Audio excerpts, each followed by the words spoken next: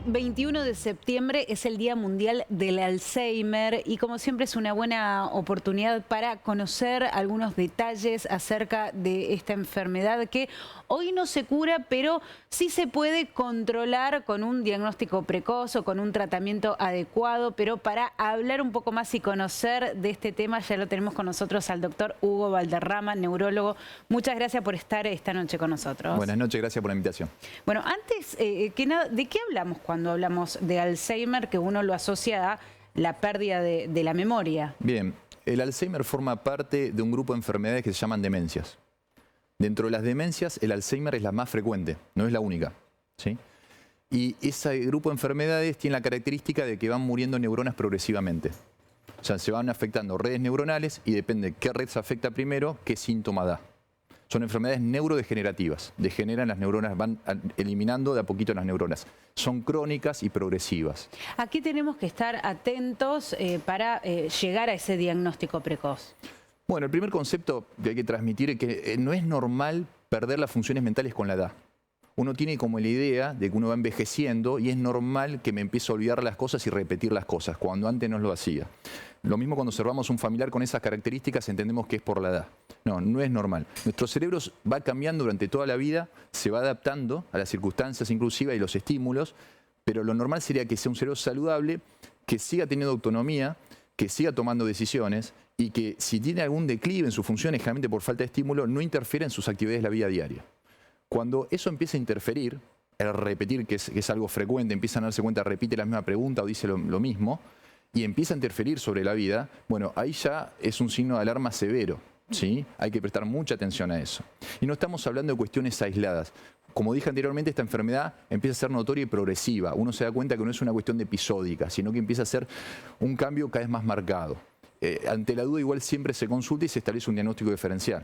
Cuando tenemos el diagnóstico, ¿cómo se trata o de qué manera se puede ralentizar el progreso de la enfermedad? Bien. Hay un conjunto de hábitos para un cerebro saludable que no es solamente para una cuestión de prevención secundaria, que es lo que vos decís una vez que arranca la enfermedad, lo cual también se aplica ahí, sino durante toda la vida, ¿sí? Hay que intentar rodear a esa persona primero. Una vez que ya empezó la enfermedad, como primer punto, darle dignidad, o sea, que la persona esté bien cuidada y bien asistida en cuestiones básicas, que parece obvio decirlo, pero muchas veces falta. Y una vez que se cubre eso, se empieza a generar estímulos saludables sobre ese cerebro para las neuronas que todavía funcionan se conecten lo mejor posible. Eso se llama, en términos neurológicos, reserva cognitiva. La reserva que tiene el cerebro de conexiones para enfrentar la enfermedad. Eso se logra a través de estimulación cognitiva. Una de las carreras que lo aplica es la terapia ocupacional, pero puede ser también neuropsicología, distintos centros donde se dedican a esto o en otros, puede ser también en la casa, por ejemplo, si en otro lugar. Esa es la base del tratamiento, es generar conexiones nuevas, porque no hay un fármaco todavía que impida que avance la enfermedad de forma completa o que retroceda. Sí hay farmacología que se suma para enlentecer un poco el proceso. En realidad, la farmacología actual lo que hace es aumentar neurotransmisores, que son las sustancias que conectan las neuronas, pero se conectan frente al estímulo sano que dijimos antes. O sea, si la persona toma la medicación, pero está entre cuatro paredes y no recibe estímulo, no va a tener ningún accionar. Es un conjunto de factores, digamos. Claro. Y a su vez, los otros hábitos para un cerebro saludable tienen que ver con intentar que esa persona descanse lo mejor posible, realice ejercicio físico, se nutra correctamente, tenga estímulo, que esto es básico, social, muy saludable. Cuanto más estímulo social, mejor. El cerebro de los seres humanos estamos preparados para eso y lo necesitamos. Eso se estudió mucho en la pandemia. El cerebro necesita, como el agua, el estímulo social. No tanto la cantidad, sino la calidad de ese estímulo social. Y darle objetivos, si la persona propia ya por su déficit no lo puede conseguir, ir brindándole objetivos pequeños para que el cerebro entienda para qué se levanta día a día, ¿sí? Claro. ¿A partir de qué edad es más frecuente? A ver, esto ayuda también a aclarar un término que antes se le decía demencia senil, porque se asociaba exclusivamente a las personas mayores. Y en realidad uno puede ser joven, tener 60, 55, 50 años, que son casos más raros, y ya desarrollar esta enfermedad. Sí es verdad que aumenta la frecuencia con la edad. Por ejemplo, arriba de los 80 años, estábamos hablando antes que depende en realidad dónde se hace la estadística, inclusive el país, porque hay muchos factores que influyen, va variando, pero más o menos un 20% de las personas puede tener un deterioro en sus funciones mentales o en su conducta de leve a severo, ¿sí? De cada 10, 2. pero a medida que va aumentando la edad, a los 85 ya es bastante exponencial. Empieza a ser un 30 o un 40 a partir de los 90, ¿sí? Ajá. Pero fíjense en la importancia de estos factores saludables para el cerebro, que esas estadísticas varían, depende dónde nace la persona, cómo se nutre, qué estímulo de educación tuvo toda la vida, qué nivel de estrés y ansiedad sufrió, si fue una cuestión muy severa, crónica, depresión, todo lo que afecta al corazón, las arterias del corazón, como diabetes, hipertensión, colesterol. Todo hace que uno vaya juntando tickets para tener más chances de sacarte esta enfermedad. No significa que sí o sí la vas a tener, pero son factores de riesgo que vas sumando. Y por eso hay que mantener hábitos para un cerebro saludable para evitarlos. ¿Sí? Usted mencionaba cuando uno comienza a olvidarse cosas, y yo le preguntaba antes de comenzar la nota, ¿qué pasa a las personas jóvenes que muchas veces nos olvidamos de cosas o de si hicimos algo, si no lo hicimos? No, ¿te pregunté esto o ya me preguntaste varias veces lo mismo? Sí. Nos pasa por ahí a muchas personas jóvenes. Sí. ¿Tenemos que consultar al médico? A ver, siempre ante la duda se consulta. Ahora, estadísticamente, que le pase a una persona joven esta enfermedad es muy raro.